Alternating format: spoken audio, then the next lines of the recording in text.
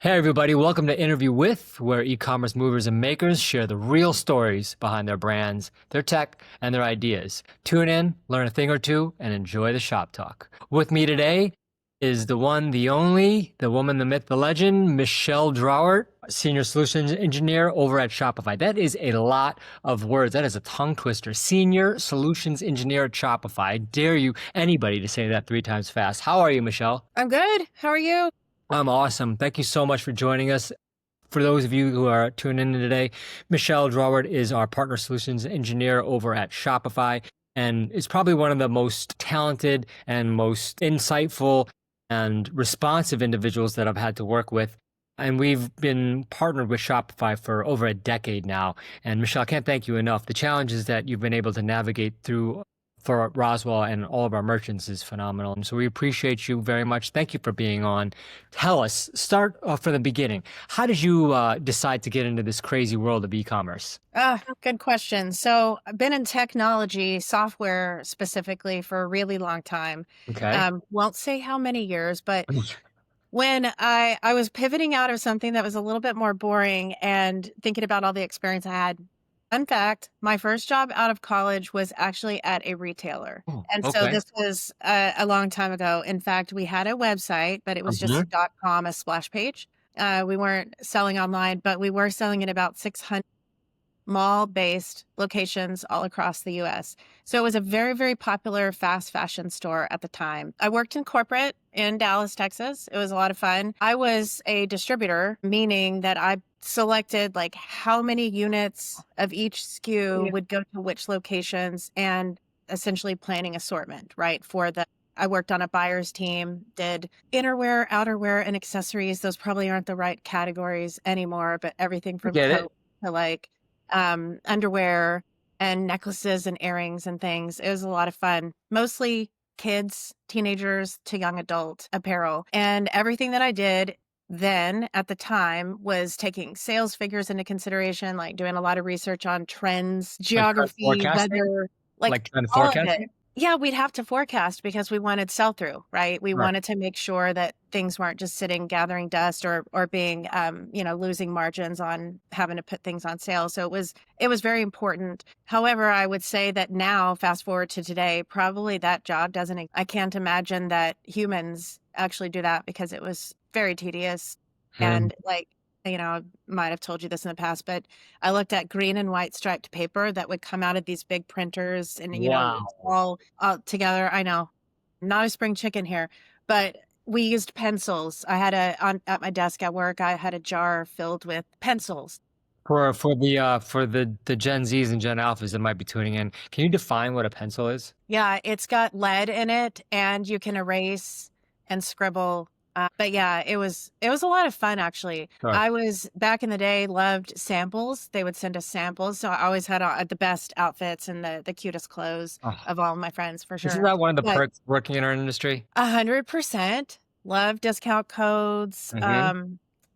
From time to time, get great gifts. No, but seriously, it I've always been passionate about that. And then also having kids and just, the evolution of e-commerce, I feel like I was a pretty really, really experienced consumer as Yeah. well. And it all kind of came together. I actually got recruited by a different e-commerce platform in the beginning of my re-emergence. Probably the past 10 years, been in e-commerce, maybe a little longer. Got recruited and I thought, what the heck? I feel like I understand retail for sure.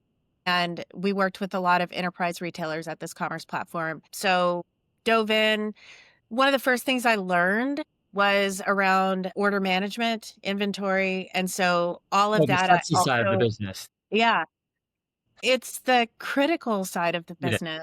All jokes aside. Yeah. Yeah, you and I can go rounds all day about what's more important, order routing and fulfillment or, product detail pages, but we can debate that another time. 100%. I mean, at the end of the day, you click that checkout button and it's a black hole from there. And at that point, if you don't make the customer happy, the chances of them ever coming back, game over. And it's so critical, the post-purchase experience. And so that experience probably led you into understanding how impactful your role could be, right? Yeah, I mean, there's so much to that. I actually, want to say that if someone was looking to get into e-commerce for the first time, Yeah, I kind of recommend an area to really learn about is supply chain. It's fascinating. it is. Truly is, especially with all the AI tools out now and the tariffs and the economic landscape, especially post pandemic. Understanding the supply chain and the logistics aspect, the last mile aspect of things is so critical. I think that the advancements that we've seen. I mean, I was speaking to some people, at different fulfillment platforms, like the big ones like ShipBob and whatnot.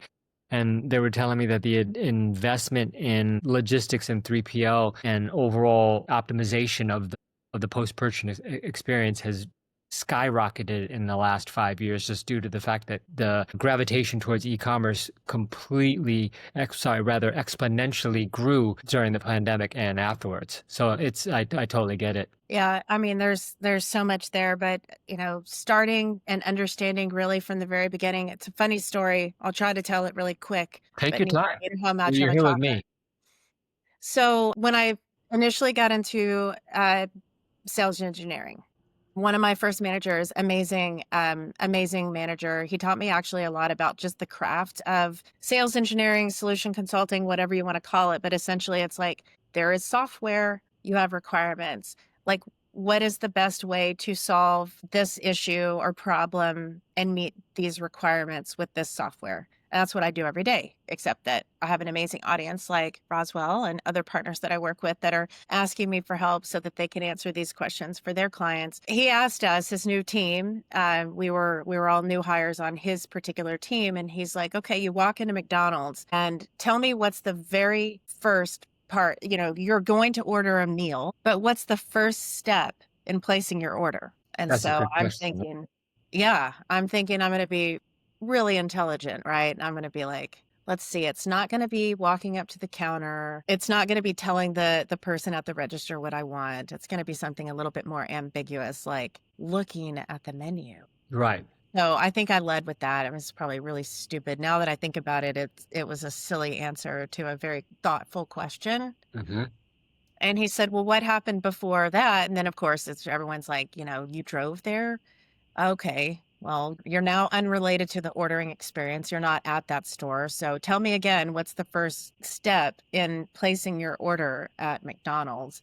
Anyway, the answer ended up being something like, the purchase of the grain that was planted in the field that where the wheat grew that eventually turned into Wow. the flour that made the bun on the hamburger. And so he's like, back it up. Think about these sourcing materials. That's the first step in placing the order, because without the bread, there wouldn't be a hamburger on the menu. And Absolutely. so thinking about that, and then I was like, ooh, well, that piques my curiosity, and I'm going to totally get into this whole supply chain thing. And it just, kind of became a little bit of a passion from there. Really, really like talking about order management, Yeah. everything around, like you said. And if you think about end-to-end processes, right, you've got sort of that whole side of things, which generally a different team at an organization cares about, right? And then you also have the chain of the customer journey, right? Then you've got all the front end folks and you're thinking about how to acquire a customer. What's the first step with the customer? Well, they didn't get to the site on accident. So No. back it up, right? It's all about marketing. And then if you're going to market, it's not just about what that message is. It's like where are you going to find the eyeballs? So Absolutely. do you have those conversations all the time? All the time. I mean, brands come to us and there's like, we want to make money. Of course you do. And they come to us because our motto at Roswell is that we're in the business of building businesses. But what do you actually want to do? Like, do you want to increase average order value? Do you want to increase a frequency of purchase? Combine those two together, you have lifetime value. It's not just about making money. It's about making predictable future revenue streams that are going to be able to build your business further. And I think that you understand that clearly. Shopify understands that clearly. I mean, their motto is to democratize the access to e-commerce, and they've done that better than anybody in the industry over the course of the last 10 to 15 years. And so we get that. I mean, path to purchase doesn't just start from the homepage. You're right. I mean, it's above the funnel, I like to say. It's when you first start thinking about making a purchase, that's where it begins, and that's where you have to focus on, which, like you said it correctly in your statement about McDonald's, it starts from planting that seed in in the ground that eventually turns into wheat or a sesame seed and so on and so forth. And then from there, it all happens. But you just don't realize that until you take a bite of a Big Mac and you're like, you think it's so simple. There's a lot that goes into it. So I want to dig into a couple things. Tell us a little bit about what your perspective of the e-commerce landscape is and how has it evolved since you started working in this field? Well, I think one thing that I've noticed, and it could be that I'm at Shopify. I don't think that it is, though. There are so many more entrepreneurs today Mm, true. than there were 10 years ago, and I think that it's beautiful, and then it also presents a big challenge for brands that are not new, right? Yeah. It's that challenge to stay relevant. It's what is the next popular thing going to be? And maybe popular person, maybe it's an influencer or something that just skyrockets out of nowhere that might make my business less relevant. I think that's changed a whole lot in the last 10 years. I think just our surfaces, I mean, before, I remember even probably less than 10 years ago when I'd, talk about e-commerce and I'd always do a demo. And I was merchant facing for a long time. I would sell Hmm. software to brands and retailers that were looking at our e-commerce products. You'd always talk about things being responsive or your mobile, your screen or whatnot. Right. Is there really what is desktop going to eventually die? I mean, how many people really are truly has it flipped? And I'm not sure the answer to this question. So I'm asking you, have you Yeah. seen, have you seen a massive shift in desktop purchases versus mobile devices just in general? That's an interesting question. I think I've seen in the 10 years that I've been doing this, I remember back in the day when I think it was about 2015 when Google changed its SEO algorithm to basically mandate you having a mobile site. And if you didn't have a mobile optimized site, that you were downgraded in terms of the search rankings. And that really spawned the emergence of what is now the modern day concept of responsive design and development. Back then, I'm sure you remember, and for those of you that are a little bit younger listening in than I, rather, is that we used to have M dot sites. Remember Oh m.xyz.com? yeah, yeah. Was the mobile version of the site.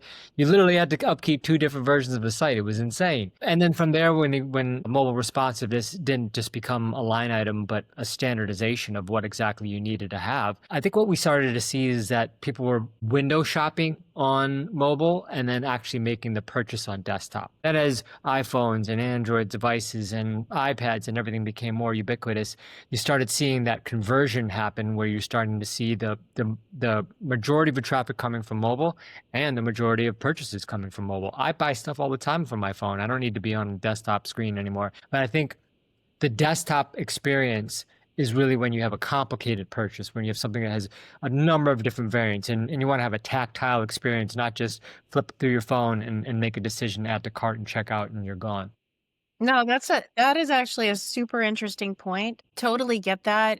I can imagine if I'm shopping for something potentially for a home repair or something, I'm going to want to take a look at all of the material and instructions and whatnot. But what I was thinking about, and I pivoted down the little mobile rabbit hole, is like when I'm on my phone, that's my time and me time. So I'm looking at social media.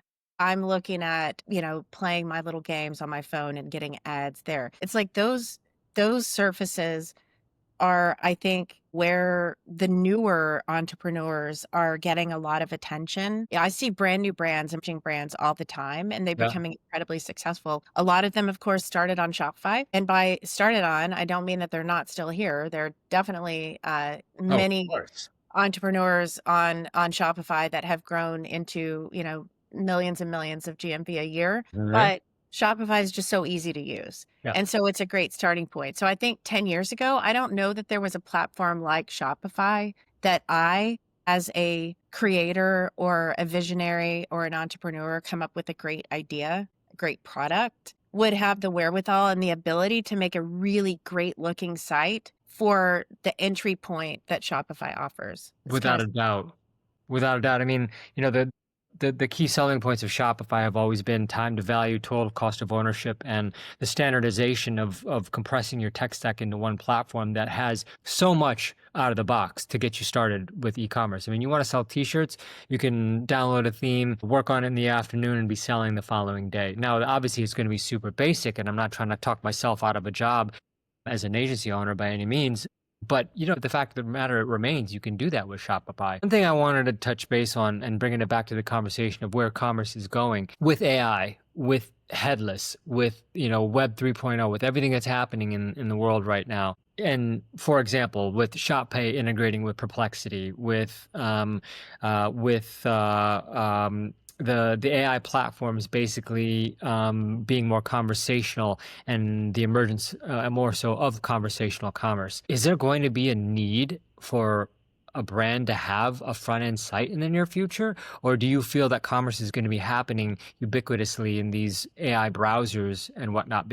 There is going to be an importance, of course, for your inventory and for your user experience and everything to be there. Is it going to morph into the experience of actually optimizing for the browser that you're in, which is what we do right now for Chrome and Safari and Firefox? But as AI browsers, like what's the new one from Perplexity? Is it Comet, I think it is, if I'm not mistaken. And these browsers are basically built for the AI chatbot experience of actually integrating in conversational search. Do you foresee that impacting commerce in the near future? Or what is your take on where AI is going to be merging with e-commerce? I can give you my perspective. Please. Shopify and, our CEO is so passionate about AI.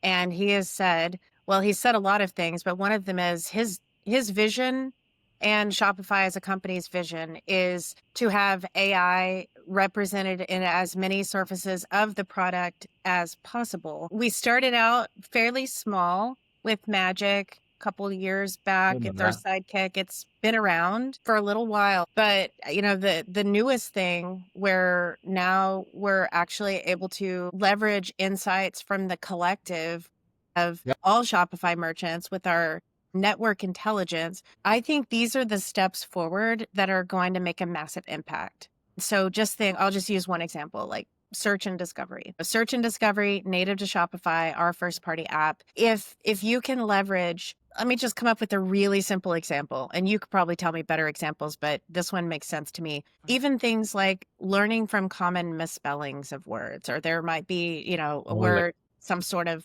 word that's misspelled a lot. If that happens only to me on my site and I haven't configured my search, to accommodate for that, or I don't personally have a tool on my website that's helping, learn from common misspellings, for example. What if being a part of that collective means that I'm learning, or I'm benefiting rather as a merchant from the collective intelligence of a much larger pool of data? Totally. And all that data is anonymized. There's no personally identifiable information for consumers or anything like that. It's just really, really powerful insights. Well, we've got these really cool tools. Like, what is the marketing tool? Audiences. Yes.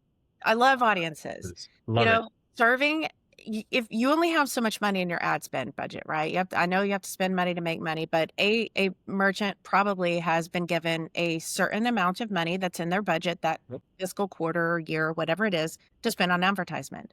So taking these dollars and putting ads in the curated by intelligence audience of high intent buyers just makes so much more sense than just throwing out ads to a random group that you don't know. I always use the story. I always use tennis, and I don't even know why, because I don't even play tennis. Never have. My dad tried to get me to play tennis. He was very good tennis player, and I cannot hit the ball with the racket. I just got back from London and I was nearby Wimbledon, so I get the connection. Yeah. So I think if I'm an apparel retailer of someone that sells tennis apparel, then if I know that this audience of purchasers from all the different Shopify websites that have opted into the network intelligence, if I can serve my ads to people who fit the characteristics to surfaces that have the characteristic of like,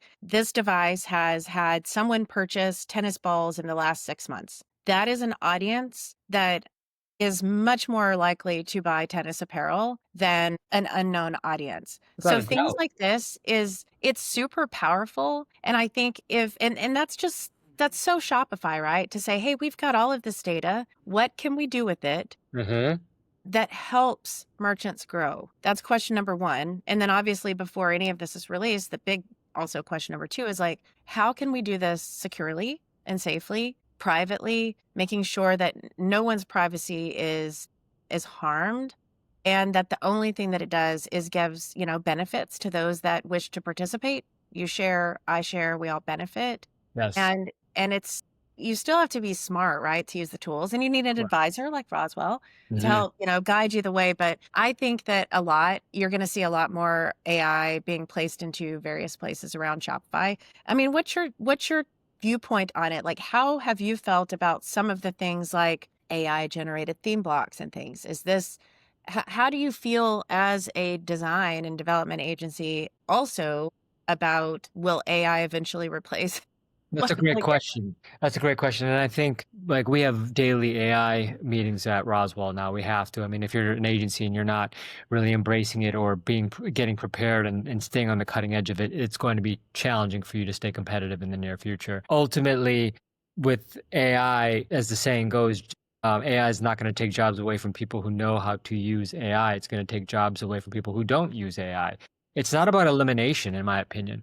It's about augmentation. It's if you can harness the power of AI and you can output 4x what somebody else can, you have the advantage. You won't be, let go. You won't be made redundant. You won't be laid off and so on and so forth. It's you need to get on the train or you're going to get run over. And that's really my take on it. I mean, maybe we switch gears a little bit into, the term that I can't stand, but I know everybody's talking about, vibe coding. I wish there was a better term out there than that, but I get what it means. But vibe coding is happening. And, Shopify was one of the first platforms in the industry to introduce MCP servers. For those that are listening in and trying to understand how AI is going to be working with coding and with actually enhancing the site, how does it work if you're like on a Claude or a Gemini or a Chat GPT and connecting to Shopify to be able to actually bring your ideas to life? And talk a little bit about what you know about MCP and how Shopify is the market leader and really forging and pioneering the space. well, one of the things that we have is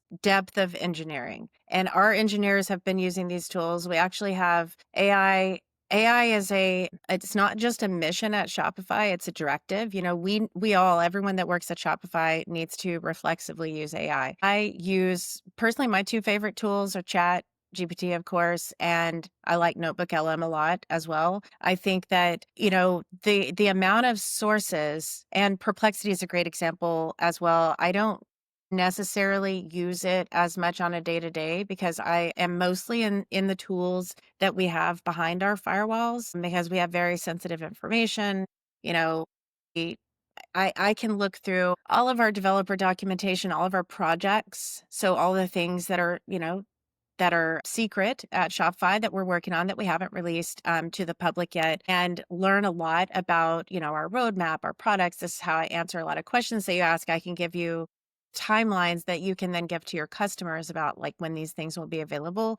But the ability to take sources like all of these and look through, I don't even know if millions of points of data is even accurate. Billions, trillions, geez. Billions in the amount of time is, I mean, that's the most simple way to put it. It's not about how smart are you, how smart am I, can we come up with these great ideas? It's like, how efficient are we, and how much are we going to trust that a tool can do all of these things, and then I can use the intelligence that I feel that I've earned from my years of experience and my education and all the various ways that I've learned in my life to spot check. I mean, it's also, the word A stands for artificial, right? It's there. I still Important. believe in the beauty of the human oversight. I don't know how I feel about AI having an opinion, that is based on an emotion. I appreciate that it's sourcing insights and instructions and code. Right. And, code is languages, right? It's like we know that these dashes and all the different squiggles and all the things. I'm not a developer. We know what they're used for, and that syntax is repeatable, right? And the ability to take an idea that does come from a human Sure. and then fast forward it immediately, right, into all of the things that can happen by machines and then get that output, check it. That's what's going to allow us to really, I think, grow. I think merchants who don't understand how these tools can help them do more with less. I think that's going to be hopefully what we do is make sure, and thank you for bringing it up, by the way. Hopefully is what we make sure that we do is we spread the word, right? And provide adequate training for people who are not overly, overly technical to be able to take advantage of very, very technical tools that will help them do their jobs a lot faster. I think it's more about the speed than anything. Yeah, I hear you. I hear you. It makes a lot of sense. I mean, I think what you're alluding to is something that we've had conversations at Roswell, not just about augmentation versus elimination, but understanding that your role needs to evolve to be more of an executive producer. Like you want to build, we like to say at Roswell, we're going to build for our brains, not for our hands. Because if you're still building for your hands, I mean, you're going to get left behind. And you need to be able to understand how to executive produce an output rather than actually do the output. Do you agree with that at all, Michelle? I do. And I think about, in terms of my career and like my day to day, I try to think of myself as an owner. Like, okay, Yes. I own the outcome of what today will bring, right? It's like most of my day to day job is helping agencies to then help their clients. You do that very well, by the way. You do Oh, that thank very you. well. So hope, I like to think, hey, I'm helping all the merchants and arming the rebels and all the fun things. But, there's what is that old saying? Keeping the lights on. Yes. People will burn themselves into the ground. And if all that they're doing is manual, and I don't necessarily mean manual in that, you've got hands on keyboard for every single thing that you do. But if you're not keeping up with the innovation and releasing some of that to AI, and tools that can help do those things faster, better, then you won't have the time. Someone else is behind you doing it. Just like that, what you just said about, AI is not going to take your job, but people who use it will. I think about merchants in that way too. Who's not taking advantage of efficiencies, leveraging tools that are available? The next more nimble entrepreneur company is going to come and take their customers, really eat their lunch. And so it's around staying relevant. I used to do these, not to go back to my past again, which I love talking about, but I used to do really, when I was merchant facing, I would do total cost of ownership calculators. Do you do Sure. those a lot? Of course. So in a sales cycle, you're like, okay, it's not just how much is this software going to cost? How much does Shopify cost on a monthly basis? What are the revenue share for you as the implementation agency? What is your cost going to be to get everything set up and Yep. running and all of that? So that's kind of like year one, day one cost. But it's cost of ownership has all of those operational things built in. Yes. And I would always thought like, okay, what are the apps that you're going to use? What's going to be in the stack? Do you need fraud? Do you need, email marketing? Can you use the native stuff? What additional line items for all of the pieces of the tech stack are there? But then if you really break it all down, it's like, okay, how long does it take a human that works here to be able to set up a new promotion? Yes. How many Correct. people does that take? Does it take engineering, or does it just take one of my merchandisers or marketers to be able to put something on half off Precise. or set up a stacked promotion of some sort? How many hours would it take me to launch a landing page? These are the things that we built into pretty sophisticated calculators around capacity.